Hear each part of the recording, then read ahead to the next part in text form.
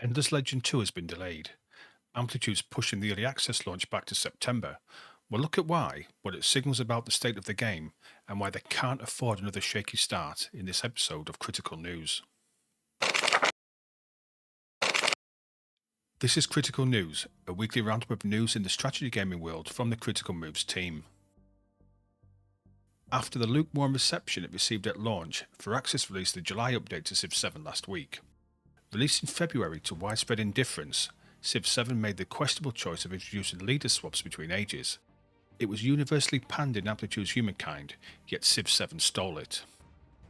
Update 123 improves how ages feel mechanically, but it doesn't fix the disconnect that comes from watching your leader swap faces every era.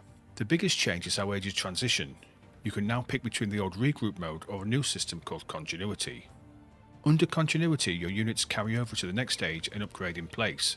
Your siege weapons, scouts, and settlers stay where you put them.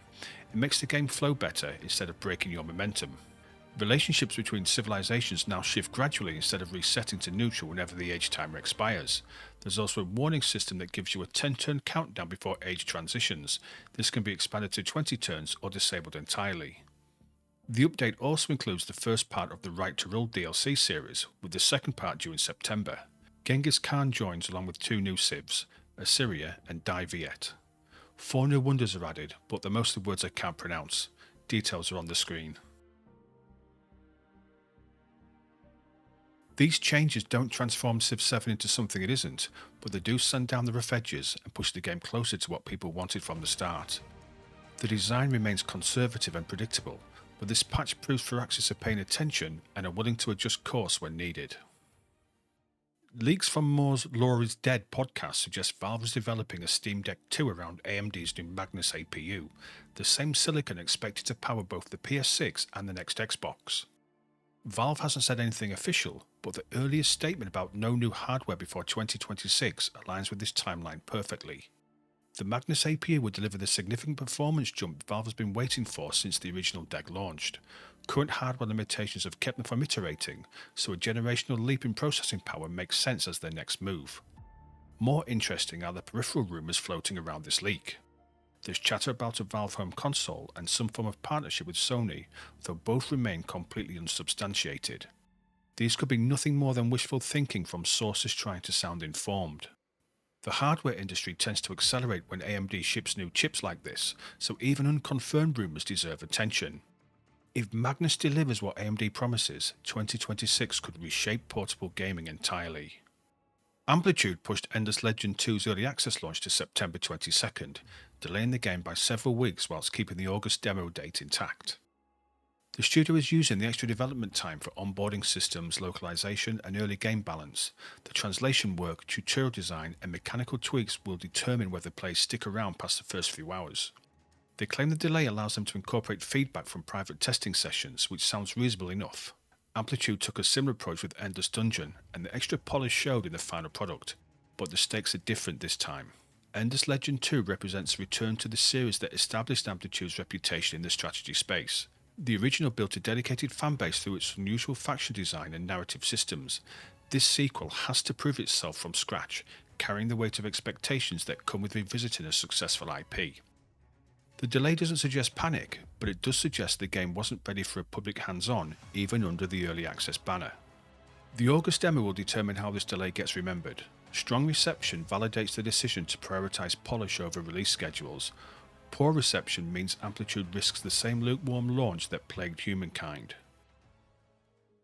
The Stop Killing Games petitioners crossed 1.7 million verified signatures, forcing the EU Commission into formal review.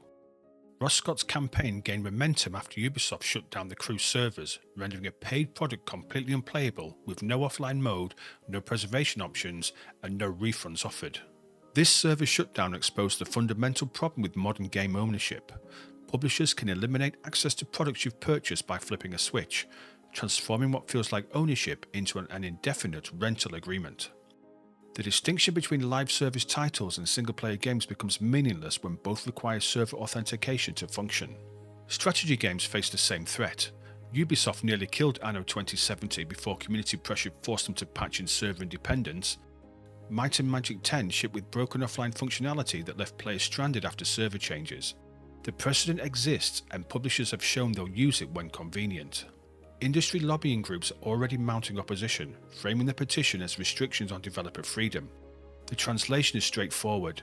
They want to retain control over products after collecting payment, with no obligation to maintain access or provide alternatives when support ends.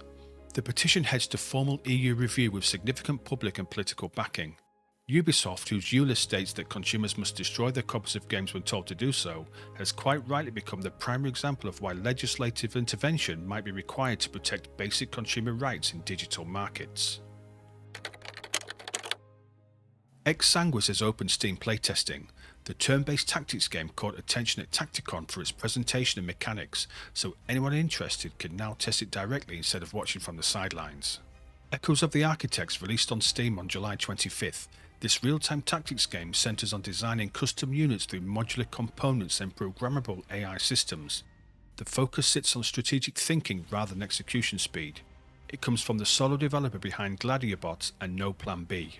Dungeons & Dragons Dragon Shard returns from obscurity with a mid-August re-release. The 2005 original combined traditional RTS gameplay with dungeon crawling mechanics in ways that felt experimental for its time. The modernised version promises improved compatibility and smoother systems without attempting a full visual overhaul. This Friday on the Critical Moves podcast, I'm joined by Tim and Joe to talk about the state of 4X games in 2025. We try to avoid Stellaris, but fail obviously. It will be available on all your usual podcast services. Thanks for watching. Be sure to like the video and subscribe to the channel. Visit criticalmovespodcast.com for all the ways to get involved. Thanks very much. Take it easy. Goodbye.